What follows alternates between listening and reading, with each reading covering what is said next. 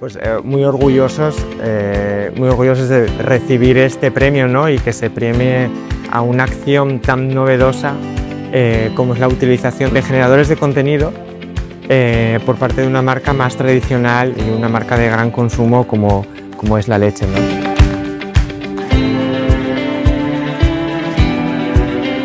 El canal Prestoso surge en la pandemia, inicialmente para poder entretener a la gente, pero luego aparte para poner en valor todas aquellas cosas que nos hacen formar parte del territorio.